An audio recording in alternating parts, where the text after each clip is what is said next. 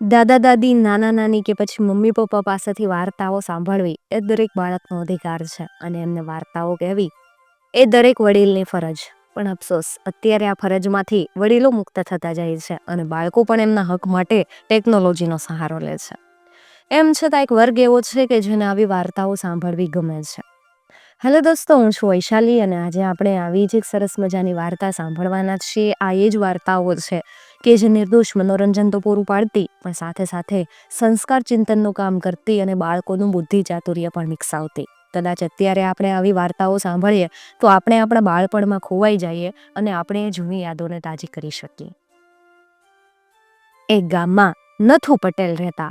નથુ પટેલનો એક દીકરો, એનું નામ પરસોત્તમ. આ પરસોત્તમ નોકરી ગોતવાની ગયો. ઘણા ગામ ફર્યો પણ ક્યાંય એને જોઈતું કામ ન મળે. છેવટે એ એક શહેરમાં ગયો અને ત્યાં કોઈ સારી નોકરીની તપાસ કરવા માંડી. હવે ગામમાં 2-3 દિવસ સુધી આથડ્યો પણ ક્યાંય પત્તો લાગ્યો નહીં. એવામાં કોકે કીધું કે ગામના ઠાકોર સાહેબ પાસે જાવ, એમના કારભારીની જગ્યા 2 વર્ષથી ખાલી છે. પરસોત્તમ ઠાકોર પાસે જવા નીકળ્યો. હવે ઠાકોર પાસે ગયો તો એને ઠાકોરની વાત કરવામાં અને રીતભાતમાં ઘણોય મીઠો લાગ્યો. પણ બધા એને કંજૂસ કહેતા. હવે પરસોત્તમ રજા માગી અને મહેલમાં દાખલ થયો. એકદમ ઊભો થઈ અને માન આપવા સામે ગયો અને બોલ્યો, પધારો પધારો એમ કહી એને આવકાર આપ્યો. પરસોત્તમ ઠાકોરની સામેની ખુરશી ઉપર બેઠો. એને થયું નોકરી મળે કે ન મળે પણ ખુરશી તો સરસ મજાની મળી. આ ખુરશી ઉપર બેસવા તો મળ્યું. હવે વાતમાં ઠાકોરે જાણી લીધું કે પરસોત્તમ નોકરી શોધવા અહીંયા આવેલો. એટલે એણે કીધું, એ વિશે તો પછી વિચાર કરશું, પણ આજનો દાડો તમે મારા મહેમાન રહી જાવ ને. પરસોત્તમની તો ક્યાં ના હતી. 1ને બદલે 8 દિવસ. એ બોલ્યો, આપને ત્યાં મહેમાન તરીકે લેવામાં અને રહેવામાં મારું તો ઉલટું માન. હું ખુશીથી અઠવાડિયું રહીશ. એ દરમિયાન આપ મારે લાયક કામ ખોળી કાઢો તો ઉપકાર થાહે. પરસોત્તમ મનમાં સમજો કે જે અઠવાડિયું અહીંયા લહેર કરી. હવે ઠાકોરે ઘંટડી દાબી અને નોકરને બોલાવીને હુકમ કર્યો, મહેમાન આવ્યા છે, દૂધના પ્યાલા લાવ. અને થોડીક વારમાં નોકર એક સુંદર ચાંદીના થાળમાં પ્યાલા, રકાબી અને કીટલી લઈને આવ્યો અને એક ટેબલ ઉપર મૂકી અને પાછો આવ્યો. ઠાકોરે વિવેકથી પૂછ્યું, કેમ, દૂધ લેશો ને? પરસોત્તમે તો હા કીધી.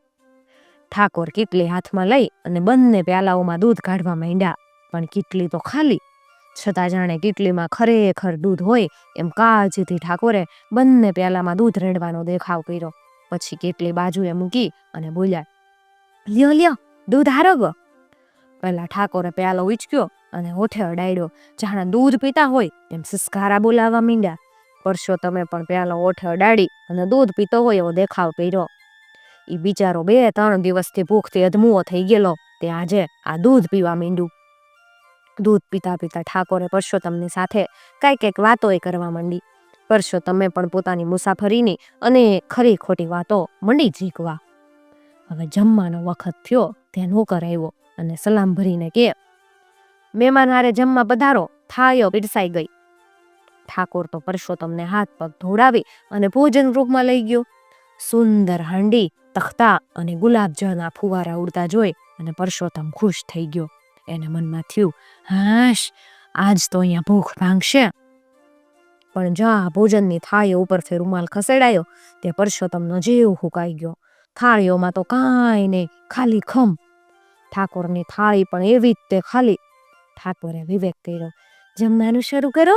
અને થાળીમાં ખરેખર ખાવાનું હોય એમ ઠાકોરે તો કોળિયા મીંડ્યા ભરવા અને દાળ કઢીના હબળકા બોલાવવા માંડ્યા. પરસોત્તમને થયું કે આ તો કઈ જાદુ મંતર છે કે હું. છતાંય કઈ બોલ્યો નહીં, પણ ઠાકોરની જેમ થાળીમાંથી હવાના કોળિયા મીંડો ભરવા. ખાતા ઠાકોર કે, વેડમી કેવી સરસ છે કા. અમારો રસોયો તો પાક શાસ્ત્રમાં પ્રવીણ. કઢી વઈ સ્વાદ રહી જાય એવી છે નહીં, મોઢામાં સ્વાદ રહી જાય આ કઢીનો તો.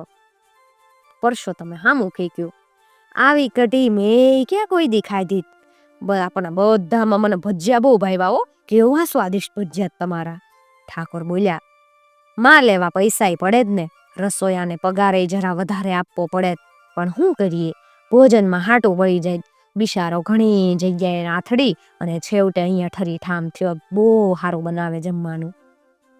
હવે આમ વાતો કરતા બંને આ નિરાકાર ભોજનને જમી રહ્યા. પરસોત્તમ બોલ્યો, આજે તો તમે તાણ કરીને મને ખૂબ ખવડાવ્યું. મોઢે આમ બોલ્યો, પણ મનમાં તો કેવું થાતું હતું બિચારાને, પણ શું કરે, આવી મહેમાનગરી ભોગવવાની, અહીં અઠવાડિયું રહેવાનું. હાથ મોં ધોઈ અને બંને ઊભા થયા. ઠાકોરે મહેમાનની સામે 5 સોપારી ધર્યા, પણ તમને ખબર જ હશે કેવા, નિરાકાર. ઠાકોર કે, હું ખાસ કાશ્મીરી કાંથો વાપરું, તમને માફક તો આવે જ ને? અરે પૂરેપૂરો. પરસોત્તમે તો હામું ફેંક્યું. અડધો પોણો કલાક બંને દીવાનખાનામાં વાતો કરતા બેઠા. એવામાં નોકર એક થાળમાં 2 પ્યાલીઓ અને 2 શીશા લઈને આવ્યો. ઠાકોરે પરસોત્તમને કીધું, આ જરાક શરબત લઈ, ખાસ જર્મનીનો છે હો. પરસોત્તમે પહેલા ક્યારેય દારૂ નહોતો પીધો, એથી એણે લેવાની ના પાડી. પણ શેઠે ખૂબ આગ્રહ કરીને કીધું, તમે ન લ્યો તો મારી મહેમાનગતિમાં કેટલી કચાશ લાગે, કચાશ રહી ગઈ કહેવાય, મારું માન તો રાખવું જ પડશે. આમ કહી અને પ્યાલી ઉગાડી, પ્યાલીઓ ભરવા માંડી. પણ પરસોત્તમે જોયું કે દૂધની જેમ દારૂ નિરાકાર. ઠાકોરે એને પ્યાલી આપી, બીજી પોતે લીધી. ઠાકોરનું જોઈને પરસોત્તમે પણ પ્યાલી ગટગટાવી ગયો. ઈ તે ખોટું. એકાએક પરસોત્તમને એક વિચાર હુજ્યો. એને લાગ્યું કે પોતાનું બુદ્ધિ ચાતુર્ય બતાવવાનો અહીંયા લાગ છે. અડધો કલાક થયા પછી વાતો કરતા કરતા એને ડાબા જમણી મંડ્યું ડોલવા. ઠાકોરે કીધું, કેમ ઊંઘ આવેસ? પરસોત્તમે હાન કરીને સમજાયું કે દારૂ ચડ્યો લાગે. ઠાકોર બેઠા બેઠા પરસોત્તમની સામે જોઈ રહ્યા. પરસોત્તમે હવે ખરેખરું ડોલવા માંડ્યું. લથડિયું ખાય ને ખુરશીમાંથી નીચે પડી ગયો. ઊભો થયો, વળી પડી ગયો, વળી ઊભો થયો, વળી પડી ગયો, વળી ઊભો થયો. હવે ઠાકોર નવાઈથી એની સામે જોઈ રહ્યો. એકલામાં પરસોત્તમ લથડિયા ખાતો ખાતો ઠાકોરની ઉપર આવીને પડ્યો. ભારે શરીરવાળા ઠાકોર ખુરશીની સાથે ભોય ઉપર પછડાઈ ગયા અને પરસોત્તમ એમની ઉપર પડ્યો. પરસોત્તમને તો ખરેખરું ગાંડાપણું આવ્યું. એની આંખો ઉપર ચડી ગઈ. એ બોલી ઉઠ્યો, આવી જા દુષ્ટ રાક્ષસ, તું સીતાનું હરણ કરી ગયો, લેતો જા ગધેડા, તું લેતો જા. આમ કહી અને ઠાકોરને રાક્ષસ કલ્પી અને મુક્કા મૂકી મીંડ્યા ચલાવવા. ઠાકોર બિચારા ફસડાઈને પડી ગયા. એનાથી ઊભા થવાય નહીં. અને ઉપરથી પરસોત્તમ દારૂડિયો એને મોઢે, માથે, છાતીએ તબો તપ મીંડો હીટવા. હવે ઠાકોર સમજી ગયા કે મેં જેવી રમત પરસોત્તમની મહેમાની કરીને એમનો તેણે જવાબ માર્યો. એથી પડ્યો બોલ્યો, હવે ડાયો થઈ જા પરસોત્તમ, ડાયો થઈ જા. આજ 2 વર્ષથી હું તારા જેવા જ માણસને ખોલતો તો. ધીમે ધીમે પરસોત્તમ ભાનમાં આવતો ગયો. ઠાકોરે ઊભા થઈ અને ખુરશીમાં બેહાડી અને શાંત થવા કીધું. પછી બોલ્યા, ઘણા માણસો નોકરી શોધવા આવી ગયા, પણ મારું નિરાકાર ભોજન જમી અને નિરાશ થઈ અને મને કંજૂસ થઈને પાછા વયા ગયા. પણ મને કોઈ ચતુર માણસ મળ્યો નહોતો. મારી હામાં હા કરે એવા માણસ તો ઘણા જોયા, પણ મારે તો મારી બુદ્ધિને ઠેકાણે રાખે એવો કાબેલ, હિંમતવાન અને બુદ્ધિશાળી કારભારી જોઈએ. તમે જગ્યા સ્વીકારશો?